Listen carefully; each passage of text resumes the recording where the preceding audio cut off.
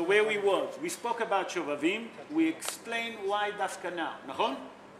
So we was in the middle of explaining why dafka now. Why dafka now? We explained that during that time of Sefer Shmot that speak about that HaKadosh Baruch Hu redeemed the Jewish people from slavery, נכון? But it wasn't only slavery, physical slavery, it was also spiritual slavery. What was the spiritual slavery? That the Jewish people, Hazal tell us in the Midrashim and the Zohar speak about it, reach the 49 level of Tumah. That means they're gone so down that they reach the 49 level of impurity. And Hazal say if they was there for another a bit, we don't know for how long, they say a little bit, they will reach the gate of 50. And that speak about that they don't believe anymore in HaKadosh Baruch Hu and he couldn't redeem them. And that's why HaKadosh Baruch Hu took them and redeemed them immediately.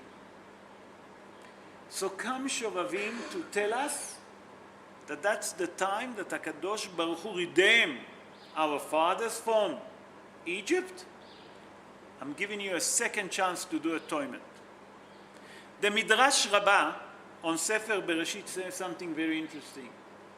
Maaseh Avot Siman Lebanim.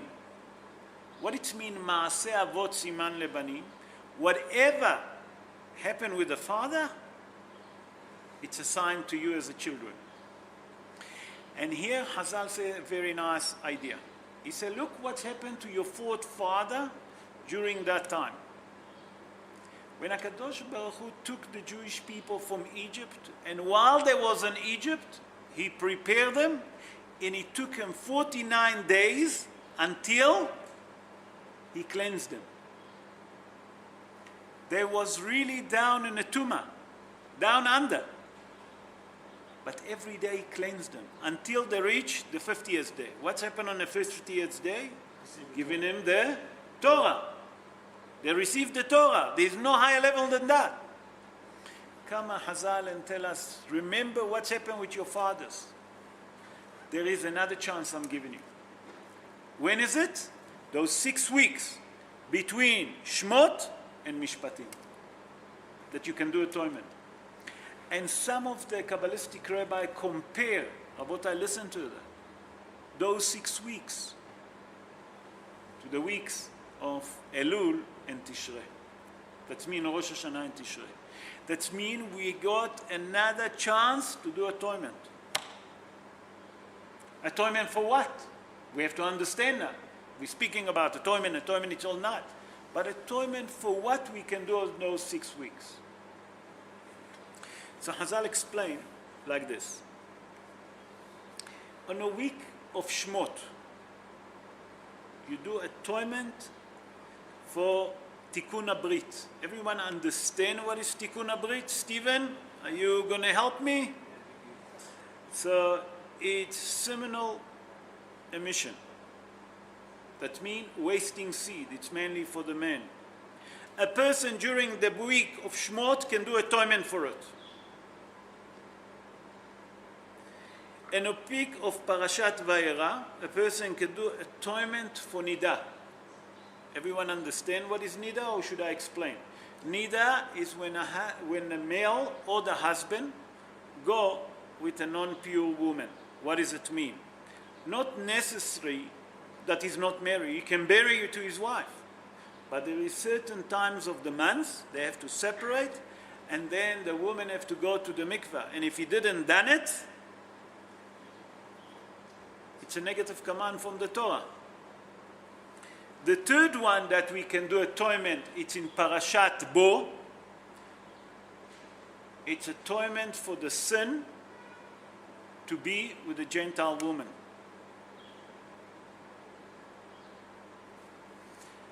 Parashat Beshalach, that's the week that we are. What atonement we can do? Anger. Why dafka anger? We'll see. You know what? I'll tell you now. Hazal say, Kol ha'ko'es ki'ilu oved avodah zara. Hazal tell us in the Gemara, a person that get cross, he's exactly like worshipping idol.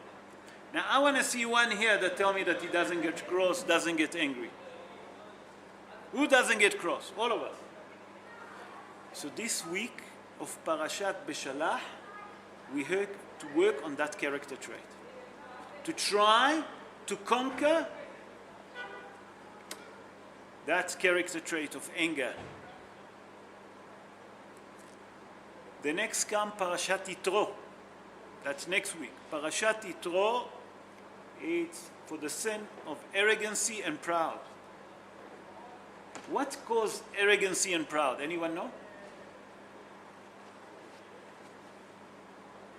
No? Help me, guys. I need help. Ego. What is ego? Ego, obviously. Ego is anger. Is anger. Ego comes from anger.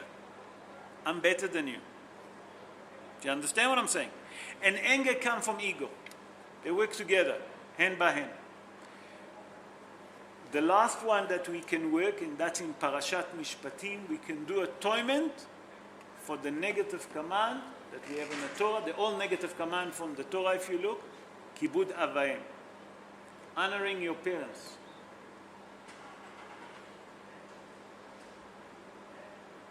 So that means that on those 6 weeks, we can do atonement to different sin that are very important. Now, if you look at all of those sin, Hazal tell us, for example, let's take the last sin, Kibud Avayim. If a person respects his parents, he will merit to have a long life. And who doesn't want a long life? So that's all beautiful, that we have to do atonement. So how do we do it? That's the question.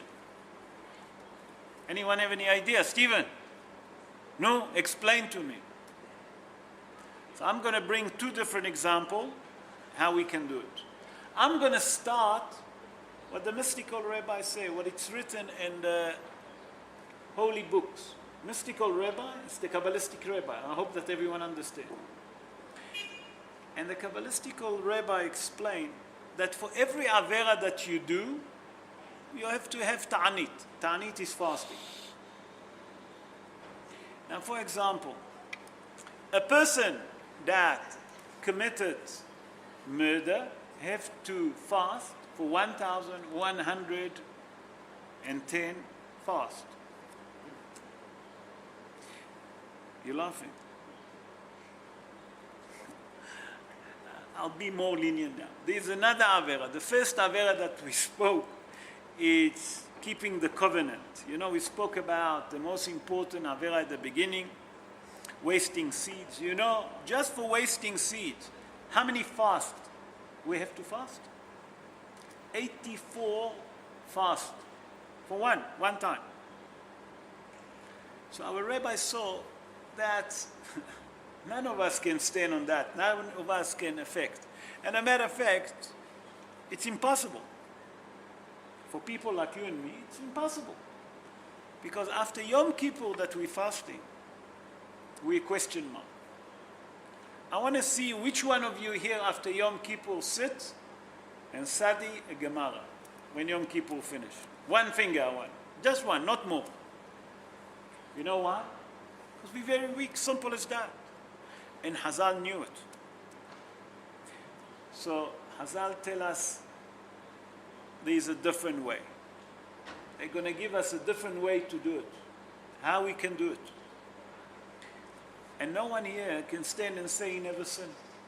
And who doesn't want atonement?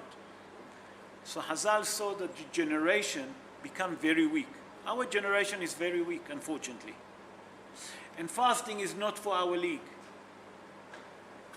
I'll tell you a story about Rabbi Moshe Sofer. Anyone know who was Rabbi Moshe Sofer?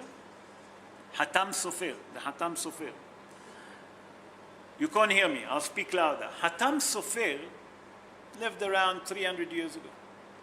And the Hatam Sofer said to his children and to his grandchildren, because they used to see him fasting often. And he wanted to show them that what it means to fast. 300 years ago, Rabotai, 300 years ago. A day that he was fasting, he called all of his kids after he finished to fast. He still didn't eat nothing. And he called them to his room. And they all walked to his room. And he said to them, I know that all of you look at me as a figure, as a high figure. And you all try to be like me. And you all know that I'm fasting. But I want to warn each one of you here. If you can do what I can do after a fast, I allowed you to fast. Otherwise, you're not allowed to fast.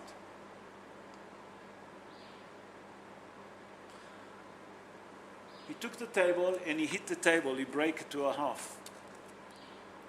Even when we're not fasting, we can't do that. He said to them, when you reach to that strength, then you can fast. Otherwise, don't fast. So most of the Rabbonim agree that even in our days, you can't fast. It's too difficult. And a matter of fact, instead of achieving the right thing, we'll achieve the negative thing. What does it mean? That instead of davening, our mind not going to be there. It's not going to be on the food. We can't study Torah that day. We can't do mitzvot properly. Why? Because the head is heavy. So Hazal come and given us an easy suggestion. He said during those 6 weeks, they tell us something else to do. What to do? The number one, to learn Torah Be'ayun.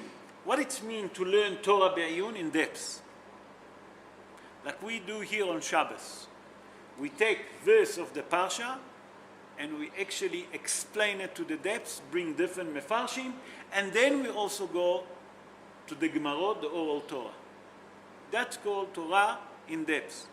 And it's not necessary only the written Torah, it's definitely the oral Torah, Mishnah, Gemara, Halachot, there's no problem with that. Learn it in depth during those 6 weeks. The second thing that Hazal tell us that we can do is to give tzedakah during those 6 weeks. As much as you can give tzedakah, give. That will help to atonement. The third thing is to do kindness with one each other. Kindness.